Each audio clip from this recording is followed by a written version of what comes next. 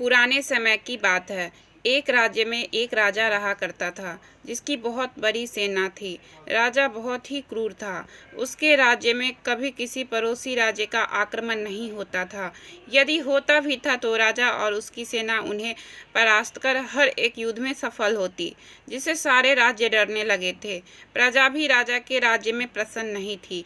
राजा नास्तिक व भोग विलास में लीन रहता था। राजा का एक चचेरा भाई भी था, जो कि भगवान की आस्था में लीन रहता था और कभी भी बुरे काम ना करता था, न ही किसी युद्ध में भाग लेता था, न कभी हिंसा करता था। वह हमेशा ही भगवान का नाम जपता रहता, प्रतिदिन भगवान की निस्वार्थ भाव से पूजा करता और कभी राजा से मिलता तो जय श्री राम करता। राजा इससे गुस्से में आ जाता और कहता है, यदि भगवान होता तो तेरी इतनी भक्ति और तेरे अच्छे कर्मों से आज तू राजा होता और मैं आज तेरे सलाह के रूप में काम करता।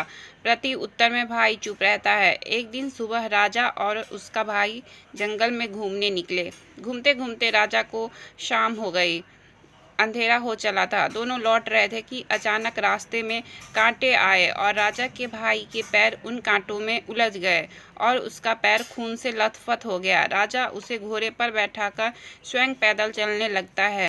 तभी थोड़े दूर चलने पर राजा को सोने की ईंट मिलती है। उसे देखते ही राजा उसे उठाता है और अपने भाई से कहता है, देख तेरी भक्ति, तुझे इतनी भक्ति के बदले कांटे मिले और मुझे सोना। दोनों महल वापस आते हैं। जैसे ही महल आते हैं, राजा का भाई मंदिर जाता है और भगवान के सामने खड़ा होकर बोलता है, हे भगवान, मैंने आज तक यदि सच्चे भाव से आपकी सेवा भक्ति की है तो आप मुझे दर्शन दे। निस्वार्थ भाव भक्ति और अच्छे कर्मों से भगवान प्रकट होते हैं और निराश होने का कारण पूछते हैं। तब राजा का भाई कहता है, हे भगवान, ये कैसा न्याय है? जो क्रूर है, सभी पर अत्याचार करता है, भोग विलास में सदैव लीन रहता है, सदैव बुरे कर्म करता है, उसके साथ हमेशा अच्छा और मेरे साथ बुरा क्यों?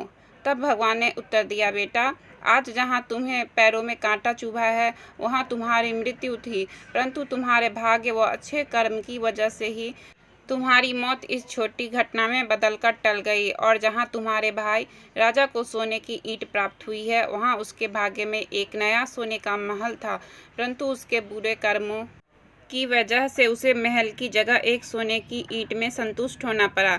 यह कहानी हमें बताती है, आपके भाग्य में जो है वो आपको अवश्य मिलेगा, परंतु कर्म के अनुसार ही वह आपको प्राप्त होगा।